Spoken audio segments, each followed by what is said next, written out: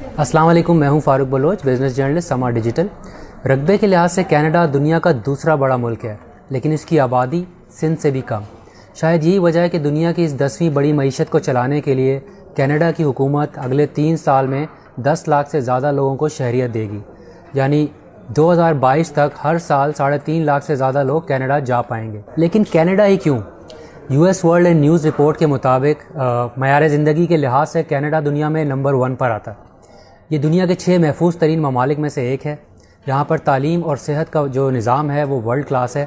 12वीं जमात तक पब्लिक स्कूलों में फ़ीस ही नहीं देनी होती, जबकि सेहत, इलाज, मुआवजे की जो सहूलियात हैं चंद एक चीज़ों को छोड़कर वो बिल्कुल मुफ्त है। यहाँ तक कि कनाडा का शुमार उन ममालिक में होता है जो कम से कम तनख्वाह यानी मिनिमम वेज के लिहाज से भी बहुत ज़्यादा सैलरी देने वाले ममालिक में शामिल हैं।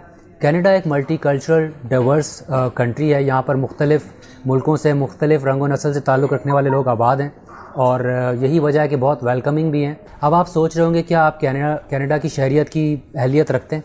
इस सवाल का जवाब हमें भी चाहिए था, इसलिए हमने एक इमिग्रेशन एक्सपर्ट का इंटरव्यू भी किया, उससे सवाल किए।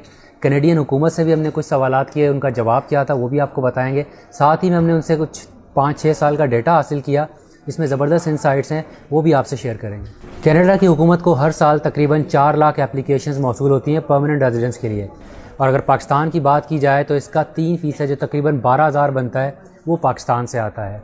यानी हर 100 में से सिर्फ 3 एप्लीकेंट्स पाकिस्तान से अप्लाई करते हैं, और जो एप्लीकेंट्स कामयाब होते हैं उनके ममालिक में जो सर फहरिस्त हैं 5वें नंबर पर पाकिस्तान है। तो आप टॉप 5 कंट्रीज़ में शामिल हैं।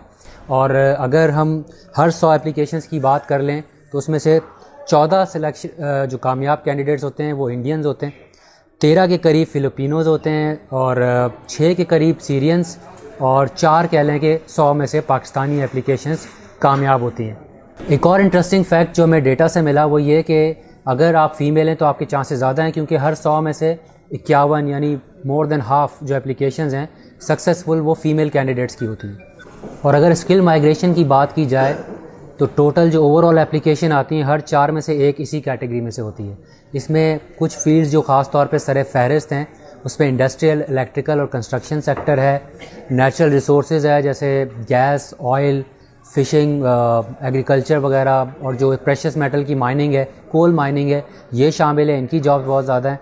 और साथ ही में शेफ़्स और कुक्स यानी खानसामाओं की भी ज़रूरत है वहाँ पे। बुचर्स और बेकर्स यानी कसाई और जो बेकरी के लोग हैं उनकी भी जो वहाँ पे जॉब्स में बहुत ज़्यादा डिमांड है।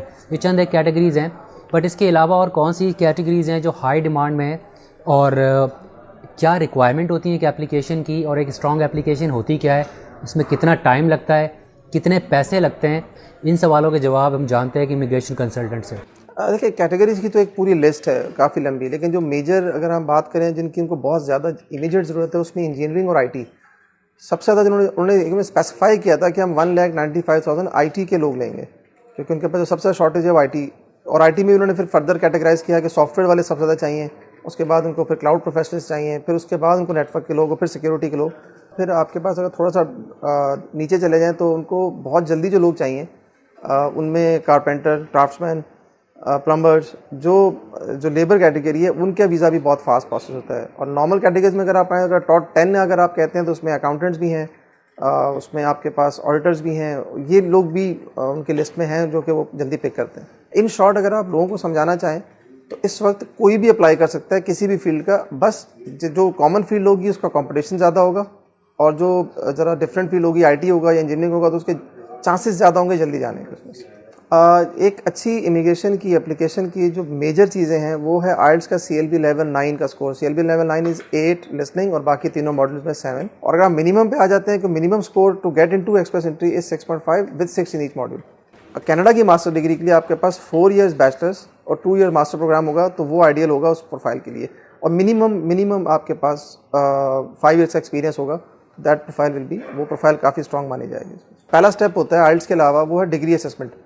डिग्री असेसमेंट अगर आपकी यूनिवर्सिटी NAD की है या कराची यूनिवर्सिटी है तो उसमें टाइम कम लगता है, लेकिन अगर आपकी डिग्री किसी ऐसी यूनिवर्सिटीज़ की हैं जिनकी रेपुटेशन अच्छी नहीं है, मैं नाम नहीं लेना चाह रहा उनके, तो वो टाइम बहुत ज़्यादा ले लेते हैं। 6-6 महीने 8-8 महीने तक असेसमेंट ही वापस नहीं आती वहाँ से। लेकिन अगर आप फाइनल वीज़ा का प्रोसेस टाइम पूछेंगे वो फिक्स है, जिसको हम एक्सप्रेस एंट्री कहते हैं। वो 6 मंथ्स के अंदर उनको आपका वीज़ा अलॉट करना है। कनाडा कंपैरेटिवली सबसे सस्ता मुल्क है अप्लाई करने के लिए। नॉर्मली आइल्स की जो फ़ीस इस पर चल रही है वो एवरेज 35,000 एवरेज जो फ़ीस आइल्स की किसी भी सेंटर से आप देते हैं वो है। असेसमेंट की ऑन एवरेज कॉस्ट $275 है। और उसके बाद जो वीज़ा जो एक्सप्रेस एंट्री में जो आपकी प्रोफाइल है उसकी कोई फ़ीस नहीं है। और वीज़ा अप्लाई करने में 2 स्टेप्स में आप 2 फ़ीसेज़ आपको देनी होती हैं। $575 जो कैनेडियन डॉलर है वो वीज़ा फ़ीस है, और $490 उनकी जो है वो लैंडिंग फ़ीस है। ये आप अलग अलग भी पे कर सकते हैं, बट दोनों फ़ीस वीज़ा लगने से पहले देनी है। तो एक इंडिविजुअल की अगर आप कॉस्ट टोटल निकालें तो अराउंड $1300-1400 कैनेडियन उसको चाहिए, जो कि 1.5 लाख रुपये पाकिस्तानी बनते हैं। तो ये अगर एक इंडिविजुअल खुद कर रहा है तो उसकी कॉस्ट है। लेकिन एक चीज़ इंपॉर्टेंट है कि कनाडा को फाइनल वीज़ा के टाइम पे आपसे बैंक स्टेटमेंट चाहिए। तो एक सिंगल आदमी की तकरीबन $12,500 आपको बैंक में शो भी करने हैं। उसके मल्टीपल उन्होंने दिखाए, लेकिन आपको ये पैसे शो करने हैं अपने। जो ओवर 18 है, मतलब जो लोग हैं फाइल के अंदर, यानी मियाँ बीवी हैं, तो उनकी तो फीसेस बराबर ही हैं। 575 वाइफ की भी जाएगी, 490 लैंडिंग फ़ीस वाइफ की भी जाएगी। पर बच्चा $150 पे करना है, उसकी लैंडिंग फ़ीस पे नहीं करनी होती। तो और प्लस एक जो इंपॉर्टेंट चीज़ है, एक सिंगल बंदे की बैंक स्टेटमेंट $12,000 है, और एक फैमिली की तकरीबन $24,500 है। स्किल माइग्रेशन के अंदर आपको जॉब लेके जाना ज़रूरी नहीं है, आप वहाँ जाके जॉब अप्लाई करते हैं। अगर हम वेल प्रिपेयर्ड नहीं हैं तो बहुत टफ कंट्री है रहने के लिए। आपको एटलीस्ट 6 मंथ्स चाहिए आपके पास, आपको फाइनेंशियली प्लान होना 6 मंथ्स के लिए। अगर आपकी रिसर्च वर्क अच्छा नहीं है तो आपको जाके काफ़ी प्रॉब्लम्स आएंगी। मैंने हमारे पे ऐसे क्लाइंट्स भी हैं जिन्होंने जाके 6-6 महीने से उबर चलाई हो, लेकिन वो था डॉक्टर।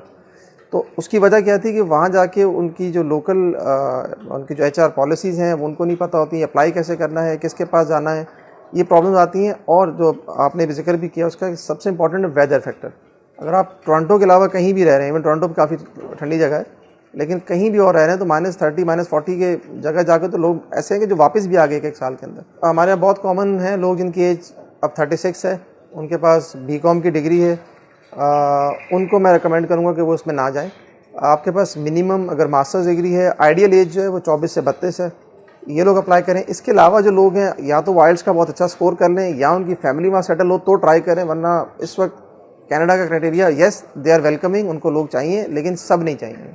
कनाडा की इकॉनमी जो है वो हेविली सर्विस ओरिएंटेड है, यानी यहाँ पर वर्कफोर्स का तकरीबन 80% जो है वो ऑफिस जॉब्स करते हैं, जिसमें IT सेक्टर है, अकाउंटेंट्स हैं, ऑडिटर्स वगैरह। तो इससे ये अंदाज़ा तो हो जाता है कि सर्विसेज सेक्टर में आपके चांसेस ज़्यादा हैं। लेकिन जो उनकी फास्टेस्ट ग्रोइंग इंडस्ट्री है विद इन सर्विसेज वो टेक्नोलॉजी सेक्टर है, जिसमें ऑब्वियसली जैसे आपने कंसल्टेंट को भी सुना, IT के अंदर जो जॉब्स हैं उनकी ज़्यादा डिमांड है। और जो सबसे ज़्यादा सक्सेसफुल एज ब्रैकेट है या एज ग्रुप है उन एप्लीकेंट्स का जिनको परमानेंट रेजिडेंस मिल जाती है, वो है 30 साल से लेकर 44 साल तक। यानी ये वो एज ब्रैकेट है जिसमें सबसे ज़्यादा लोगों की एप्लीकेशंस एक्सेप्ट होती हैं। लेकिन आप मायूस मत होइएगा, क्योंकि अगर आप यंग हैं तो एक और तरीका भी है कनाडा में जाने का, और वो है स्टूडेंट वीज़ा।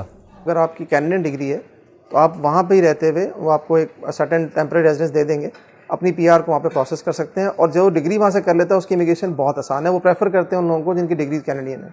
जो आपकी डिग्री जब कंप्लीट हो जाती है तो उसके बाद आपको कनाडा 3 साल का टेम्परेरी रेजिडेंस कह लें वो आपको दे देता है। उस दौरान आप अपनी जो अगर आपने जो पढ़ा है उसकी प्रैक्टिस कर सकें और अपनी परमानेंट रेजिडेंसी को वहाँ पर रहते हुए प्रोसेस कर सकें। और वो अगर 6 महीने में होगी तो 6 महीने में आपका वीज़ा कन्वर्ट हो जाएगा परमानेंट रेजिडेंसी के अंदर। 2018 के अंदर कनाडा की हुकूमत ने 54,000 स्टूडेंट्स को परमानेंट रेजिडेंस दिया, क्योंकि उनकी एजुकेशन कनाडा की थी। और इस हवाले से इन्होंने एक जो स्कीम मुतारिफ़ कराई है, उसका नाम है student direct stream visa policy. इसके अंदर जब आपका एक बार कैनेडियन यूनिवर्सिटी में, और ये मखसूस यूनिवर्सिटीज़ होती हैं जिनमें आपको एडमिशन लेना है, एडमिशन अगर आपका आ जाए तो सिर्फ 25 दिन के अंदर आपको वीज़ा मिल जाता है। न्यू स्ट्रीम में ये है कि उसमें स्टूडेंट को वहाँ पे एक तो जो डेजिग्नेटेड यूनिवर्सिटीज़ हैं, जो स्टेट यूनिवर्सिटीज़ हैं, उनमें एडमिशन लेना है और $10,000 डिपॉजिट करना है अपने ही फिक्स्ड अकाउंट के अंदर कनाडा के अंदर। बैचलर्स के केस के अंदर आपको सिर्फ अपना जो इंटरमीडिएट या A लेवल्स दिखाना है और आइल्स का स्कोर दिखाना है प्लस बैंक स्टेटमेंट। और मास्टर्स के कोर्स के अंदर जहाँ पे आपका गैप क्रिएट हो जाता है, अगर आप 2-3 साल की जॉब के बाद अप्लाई कर रहे हैं डिग्री प्रोग्राम के लिए, तो आपको वो 2-3 साल का एक्सपीरियंस लेटर भी एक्स्ट्रा रिक्वायर्ड होता है। मास्टर्स प्रोग्राम के लिए minimum 6.5 with 6 in each module required होगा किसी भी एक स्टूडेंट वीज़ा के लिए। जो नई स्ट्रीम आई है जिसमें 25 दिन में वीज़ा आ रहा है, उसकी मिनिमम रिक्वायरमेंट 6.5 बैंड ही है विद 6 इन ईच मॉड्यूल। इस वीडियो के हवाले से कोई फीडबैक आपने हमें देना है, कमेंट्स की सूरत में और शेयर्स की सूरत में आप हमें दे सकते हैं। आपसे फिर मुलाकात होगी। अल्लाह हाफ़िज़।